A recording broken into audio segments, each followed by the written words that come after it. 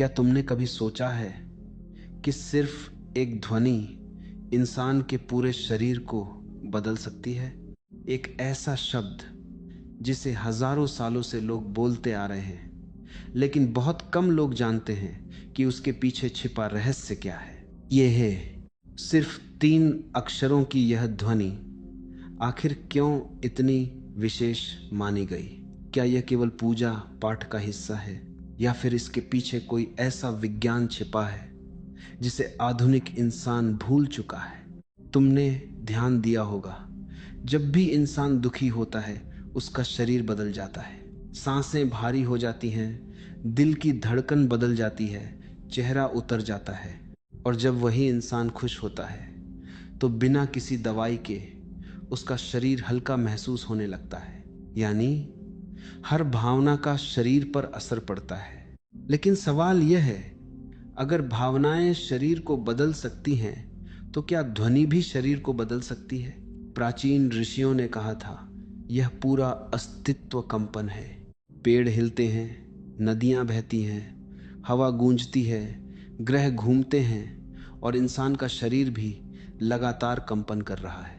यहाँ तक कि तुम्हारा दिल भी एक रिदम में धड़कता है, तुम्हारी सांस भी एक लय में चलती है, तुम्हारा दिमाग भी लगातार तरंगे पैदा करता है।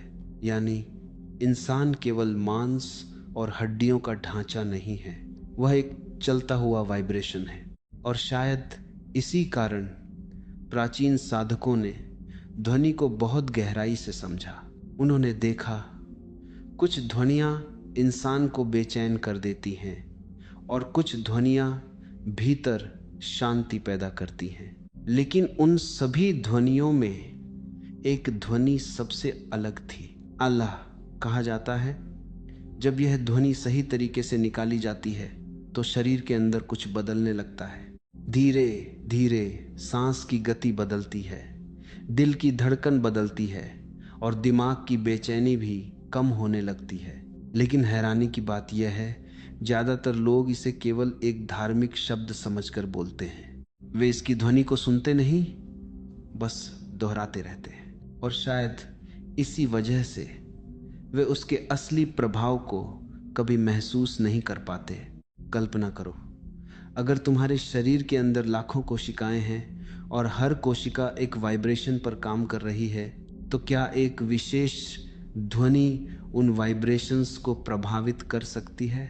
यह सवाल साधारण नहीं है, क्योंकि अगर इसका उत्तर हाँ है तो इसका मतलब है कि इंसान अपने ही शरीर को ध्वनि के माध्यम से बदल सकता है। और यही वह बिंदु है जहाँ केवल एक शब्द नहीं रहता, वह एक अनुभव बन जाता है। प्राचीन समय में लोग जंगलों में बैठकर घंटों तक इस ध्वनि का उच्चारण करते थे। क्यों? क्या उनके पास करने के लिए कुछ और नहीं था, या फिर उन्होंने अपने भीतर कुछ ऐसा महसूस किया था जिसे शब्दों में समझाना संभव नहीं था? कहा जाता है, जब कोई व्यक्ति पूरी जागरूकता के साथ बोलता है तो वह ध्वनि केवल बाहर नहीं गूंजती, वह शरीर के अंदर भी यात्रा करने लगती है। लेकिन सबसे रहस्यमयी बात यह है, यह यात्रा कानों से नहीं सुनी जाती, इसे शरीर महसूस करता है। और शायद यहीं से वह रहस्य शुरू होता है जिसे जानने के बाद इंसान अपने शरीर को पहले जैसा नहीं देख पाता। जब कोई व्यक्ति पहली बार पूरी जागरूकता के साथ बोलता है तो उसे लगता है कि वह केवल एक आवाज़ निकाल रहा है, लेकिन भीतर कुछ और ही शुरू हो चुका होता है। यह ध्वनि सीधे शरीर के अलग अलग हिस्सों को छूने लगती है, और यही वह बिंदु है जहां एक साधारण शब्द से बदलकर एक जीवित अनुभव बन जाता है। ध्यान से देखो, वास्तव में एक ही ध्वनि नहीं है, यह 3 अलग अलग तरंगों की यात्रा है। पहली ध्वनि अ, जैसे ही यह निकलती है उसका कंपन नाभि और पेट के आसपास महसूस होने लगता है। वहीं जहां इंसान की सांस जन्म लेती है, धीरे धीरे ऐसा लगता है जैसे शरीर का निचला हिस्सा भीतर से जाग रहा हो। तनाव थोड़ा ढीला पड़ने लगता है और सांस गहरी होने लगती है। फिर ध्वनि बदलती है, ऊह। अब कंपन ऊपर उठने लगता है, छाती, गला और दिल के आसपास एक हलचल सी महसूस होती है, मानो कोई बंद दरवाजा धीरे धीरे खुल रहा हो। कुछ लोगों को इस दौरान हल्की गर्माहट महसूस होती है, कुछ को भीतर अजीब सी शांति। और फिर आती है अंतिम ध्वनि, आ। जैसे ही होंठ बंद होते हैं, एक गूंज सिर के अंदर फैलने लगती है। दिमाग के भीतर जैसे मधुमक्खियों की धीमी ध्वनि तैर रही हो। यहीं से शरीर का अनुभव और गहरा होने लगता है। हैरानी की बात यह है, इस समय इंसान केवल सुन नहीं रहा होता, वह अपने पूरे शरीर से ध्वनि को महसूस कर रहा होता है। प्राचीन साधकों ने कहा था, इंसान का शरीर एक वाद्य यंत्र की तरह है।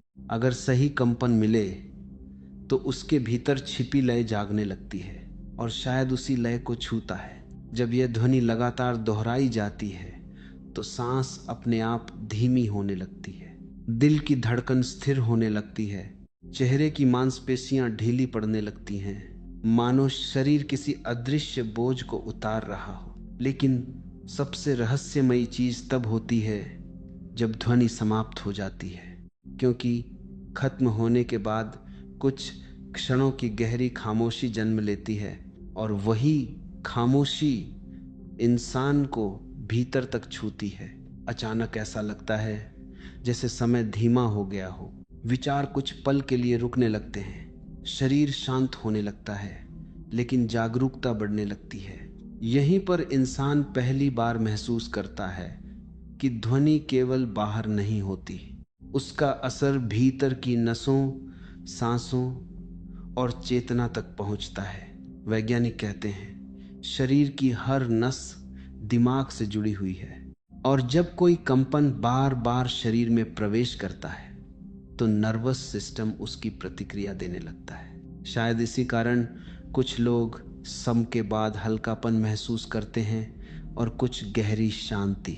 लेकिन यह तो केवल शुरुआत है, क्योंकि असली परिवर्तन शरीर में नहीं, दिमाग में शुरू होता है। धीरे धीरे इंसान महसूस करने लगता है कि उसके विचारों की गति बदल रही है, मानो मन की भीड़ में कोई अदृश्य शक्ति प्रवेश कर चुकी हो। और यहीं से शुरू होता है वह रहस्य जहां केवल शरीर को नहीं, इंसान के पूरे मानसिक संसार को छूने लगता है।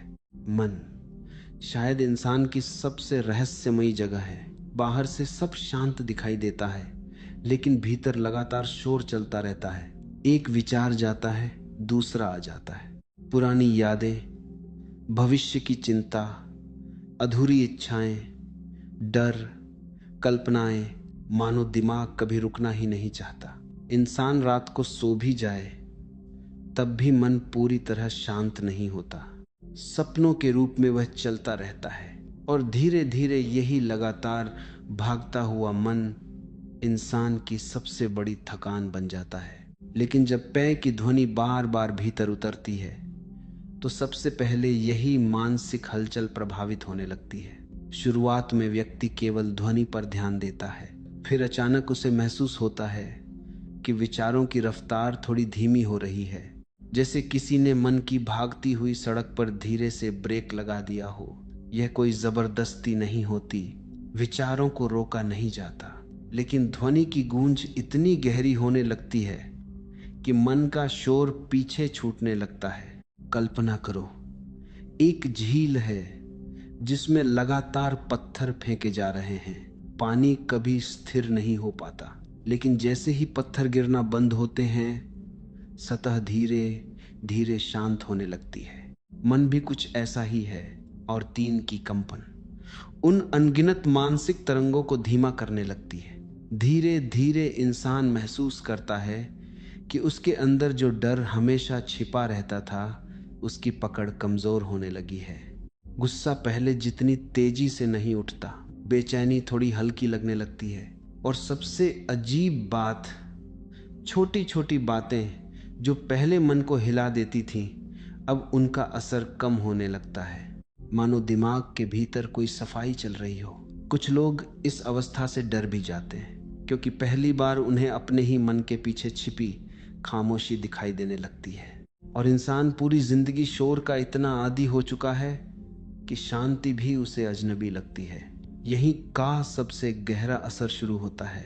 यह इंसान को उसके विचारों से अलग खड़ा करना शुरू कर देता है।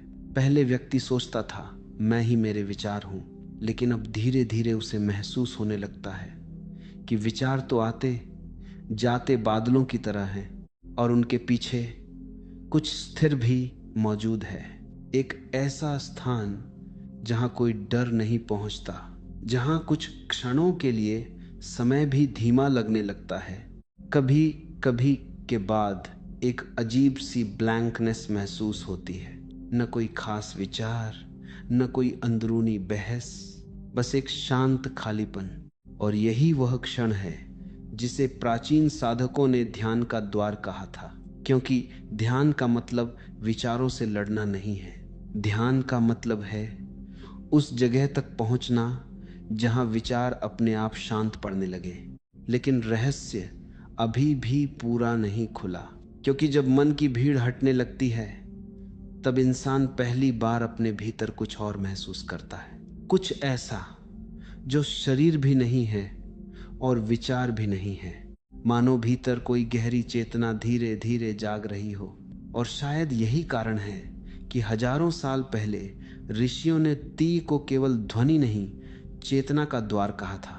जब विचारों की भीड़ धीरे धीरे पीछे हटने लगती है तब इंसान एक ऐसी अवस्था के करीब पहुंचता है जिसे उसने शायद पहले कभी महसूस नहीं किया होता। वहां न तो बाहर की दुनिया का शोर उतना महत्वपूर्ण लगता है और न ही भीतर चलने वाली पुरानी आवाजें, बस एक गहरी जागरूकता बचने लगती है। यहीं से चेतना का असली अनुभव शुरू होता है। पहले व्यक्ति खुद को केवल शरीर मानता था, फिर उसने देखा विचार भी उससे अलग हैं। और अब धीरे धीरे उसे एहसास होने लगता है कि उसके भीतर एक ऐसी उपस्थिति है जो हमेशा से शांत थी। तो की ध्वनि जैसे जैसे भीतर उतरती है, इंसान उस मौन उपस्थिति के करीब आने लगता है।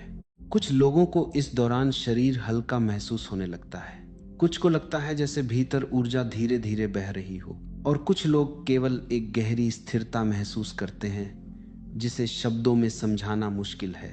हैरानी की बात यह अनुभव किसी कल्पना से पैदा नहीं होता, बल्कि तब आता है जब व्यक्ति कुछ क्षणों के लिए अपने मानसिक शोर से मुक्त होने लगता है। प्राचीन साधक कहते थे इंसान का असली स्वरूप शोर नहीं, मौन है। लेकिन यह मौन बाहर से नहीं आता, यह भीतर पहले से मौजूद होता है। बस विचारों की धूल उसे ढक देती है और ये शायद उसी धूल को धीरे धीरे हटाने लगता है। जब ध्वनि गूंजती है तो व्यक्ति उसे सुनता है, लेकिन जब ध्वनि समाप्त हो जाती है तब पहली बार वह उस खामोशी को महसूस करता है जो हमेशा से उसके भीतर थी।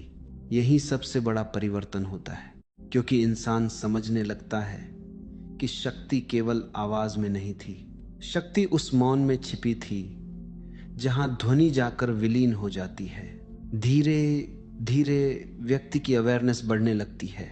वह छोटी छोटी चीजों को पहले से ज्यादा गहराई से महसूस करने लगता है। हवा का स्पर्श, सांस की गति, दिल की धड़कन, मानो जीवन पहली बार इतना स्पष्ट दिखाई दे रहा हो। और तभी एक अजीब बात होती है, इंसान बाहर की दुनिया से भागना बंद कर देता है, क्योंकि अब उसे भीतर एक ऐसा स्थान मिल चुका होता है जहां वह बिना डर के ठहर सकता है। यही कारण है कि कई साधक घंटों तक शांत बैठे रहते थे। वे कुछ कर नहीं रहे होते थे, वे केवल उस चेतना को महसूस कर रहे होते थे जो लगातार मौजूद है। लेकिन आधुनिक इंसान के लिए यह अनुभव कठिन हो गया है, क्योंकि उसका मन हर पल किसी न किसी आवाज से भरा रहता है। फोन, स्क्रीन, बातचीत, चिंता, इतना शोर कि भीतर की सूक्ष्म ध्वनि सुनाई ही नहीं देती। और शायद इसी कारण लोग कार का उच्चारण तो करते हैं, लेकिन उसके पीछे छिपी खामोशी तक नहीं पहुंच पाते। असल में का उद्देश्य केवल ध्वनि पैदा करना नहीं था, उसका उद्देश्य इंसान को उस मौन तक ले जाना था जहां चेतना सबसे स्पष्ट हो जाती है। लेकिन सवाल अब भी बाकी है, अगर यह अनुभव इतना गहरा है, अगर यह इंसान को भीतर से बदल सकता है, तो फिर धीरे धीरे पूरी दुनिया इससे दूर क्यों होती चली गई? क्या इंसान ने अपनी सबसे बड़ी आंतरिक शक्ति को खुद ही भुला दिया? शायद इंसान ने अपनी सबसे बड़ी शक्ति को खोया नहीं, बल्कि वो धीरे धीरे बाहर की दुनिया में इतना उलझ गया कि भीतर लौटने का रास्ता ही भूल गया। आज का इंसान हर पल किसी न किसी आवाज से घिरा हुआ है। सुबह आंख खुलते ही स्क्रीन, दिन भर भागदौड़, रात को भी दिमाग शांत नहीं। बाहर का शोर अब इतना सामान्य हो चुका है कि खामोशी अजीब लगने लगी है। पहले लोग प्रकृति के करीब रहते थे। नदियों की आवाज, हवा की सरसराहट, पक्षियों का संगीत उनके जीवन में एक प्राकृतिक लय थी। लेकिन अब इंसान मशीनों की गति में जी रहा है। हर चीज तेज हो चुकी है, सोच भी, सांस भी, जीवन भी। और इसी तेजी में उसने अपनी अंदरूनी ध्वनि खो दी। सबसे बड़ी विडंबना यह है कि लोग एज को जानते तो हैं लेकिन महसूस नहीं करते। किसी के लिए यह केवल परंपरा बन गया, किसी के लिए धार्मिक प्रतीक और किसी के लिए सिर्फ एक शब्द। लेकिन बहुत कम लोग रुककर यह पूछते हैं कि आखिर हजारों सालों तक इस एक ध्वनि को इतना महत्व क्यों दिया गया। आधुनिक दुनिया इंसान को बाहर की उपलब्धियां सिखाती है, कैसे ज्यादा कमाओ, कैसे आगे बढ़ो, कैसे दूसरों से बेहतर बनो। लेकिन कोई यह नहीं सिखाता कि अपने ही मन के साथ शांत कैसे रहा जाए। यही कारण है कि बाहर से सफल दिखने वाले लोग भी भीतर बेचैन रहते हैं, क्योंकि उन्होंने सब कुछ हासिल किया सिवाय अपने भीतर के संतुलन के। धीरे धीरे इंसान ने साइलेंस से डरना शुरू कर दिया। जब वह अकेला बैठता है तो उसके भीतर दबे हुए विचार ऊपर आने लगते हैं। पुराने डर, अधूरी इच्छाएं, अनकहे दर्द, और उनसे बचने के लिए वह फिर किसी शोर की तरफ भाग जाता है। शायद इसलिए आज लोग हर समय कुछ न कुछ सुनना चाहते हैं। संगीत, वीडियो, बातचीत, क्योंकि खामोशी उन्हें अपने आप से मिला देती है। और अपने आप से मिलना सबसे कठिन काम है। यहीं की शक्ति अलग हो जाती है।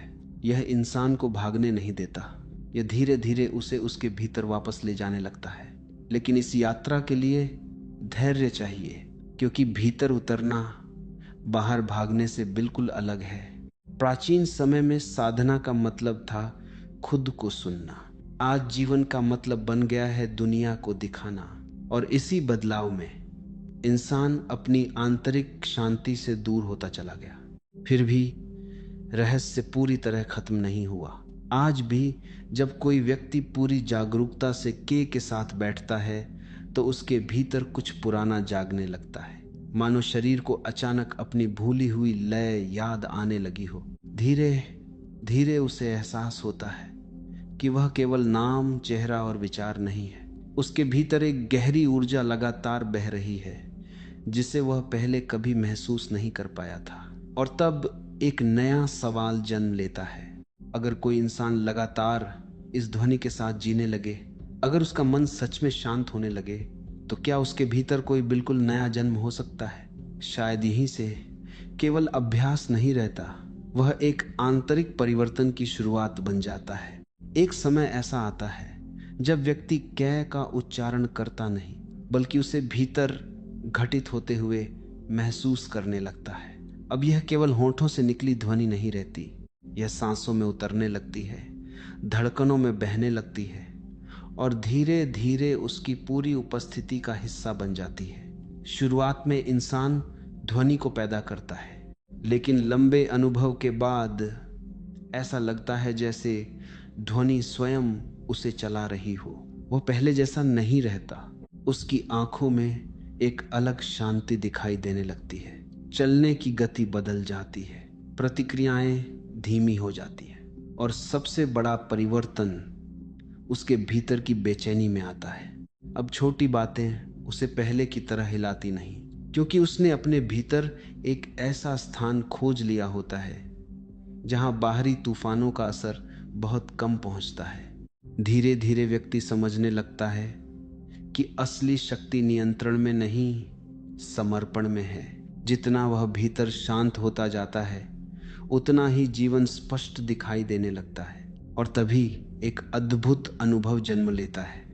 कभी कभी बिना ध्वनि बोले भी उसे भीतर हल्की गूंज महसूस होने लगती है, मानो कोई सूक्ष्म कंपन लगातार मौजूद हो, न बहुत तेज न बहुत धीमा, बस एक शांत प्रवाह की तरह। यही वह अवस्था है जहां बाहर से भीतर उतर चुका होता है। अब व्यक्ति केवल सुन नहीं रहा, वह स्वयं उस कंपन का हिस्सा बनने लगता है। प्राचीन ऋषियों ने इसे शब्दों में समझाने की कोशिश की थी, लेकिन कुछ अनुभव ऐसे होते हैं जिन्हें केवल महसूस किया जा सकता है, क्योंकि चेतना की भाषा शब्दों से कहीं गहरी होती है। धीरे धीरे व्यक्ति के भीतर ऑब्जर्वर जागने लगता है। अब वह हर भावना में बहता नहीं, वह उसे देख पाता है। गुस्सा आता है लेकिन पकड़ नहीं बना पाता, डर उठता है लेकिन पूरी तरह कब्जा नहीं कर पाता। विचार आते हैं और चले जाते हैं, मानो भीतर कोई स्थिर आकाश जाग गया हो और बाकी सब केवल गुजरते हुए बादल हों।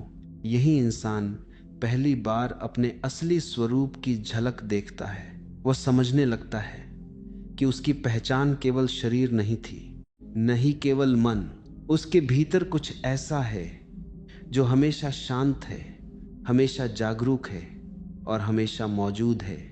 और शायद यही का अंतिम रहस्य है। यह ध्वनि इंसान को कुछ नया नहीं देती, यह केवल उस पर जमी हुई परतों को हटाने लगती है जिनके नीचे उसका असली अस्तित्व पहले से छिपा था। जब सारी बेचैनी धीरे धीरे शांत होने लगती है, तब व्यक्ति को महसूस होता है कि पूरा जीवन एक गहरे कंपन में बह रहा है। पेड़, हवा, आकाश, पानी, सब किसी अदृश्य लय में जुड़े हुए हैं। और उसी क्षण मैं और अस्तित्व के बीच की दूरी थोड़ी कम होने लगती है। शायद इसीलिए प्राचीन साधकों ने कहा था, यह पूरा ब्रह्मांड ध्वनि से जन्मा है और एक उस अनंत कंपन की पहली झलक है।